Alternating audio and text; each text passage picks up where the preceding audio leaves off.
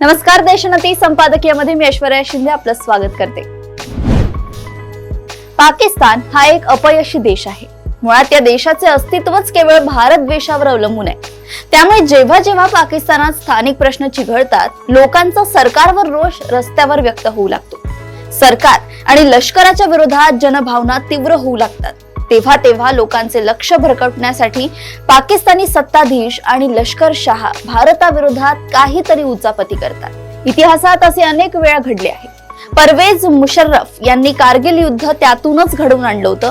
असे काही हल्ले झाले की त्यावर भारत सरकार प्रत्युत्तर देते आणि मग भारताच्या विरोधात गरळ ओकत पाकिस्तानी सत्ताधीश, लष्करी अधिकारी पाकिस्तानच्या जनतेची सहानुभूती मिळवण्याचा प्रयत्न करतात। यावेळी देखील तेच झाल्याचं दिसतं, परंतु यावेळी पाकिस्तानने अधिक घातक खेळी केली आहे।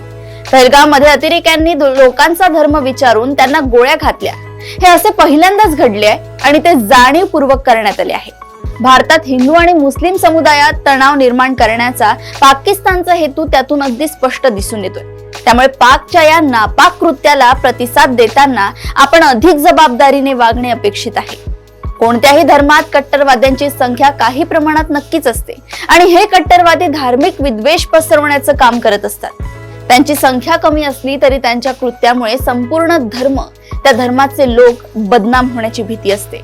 पाकिस्तानी दहशतवाद्यांच्या त्या घृणास्पद कृत्यावर प्रतिक्रिया व्यक्त करताना आपल्या देशातील सौहार्दाचे वातावरण बिघडणार नाही, लोक एकमेकांकडे उगाच संशयाने पाहणार नाही, आपल्या देशात धार्मिक उन्माद निर्माण होणार नाही याची काळजी घेणे आपल्या सगळ्यांची जबाबदारी आहे। त्या हल्ल्याचा मूळ उद्देश केवळ काही लोकांचे जीव घेण्याचा नव्हता, तर भारतात अंतर्गत यादवी माजवण्याचा तो एक प्रयत्न होता। हा प्रयत्न आपण जबाबदारीने वागून हाणून पाडायला हवा। अशाच घडामोडी व अपडेट सोबत पुन्हा भेटूया देशोन्नती संपादकीयमध्ये। बघत राहा देशोन्नती। नमस्कार।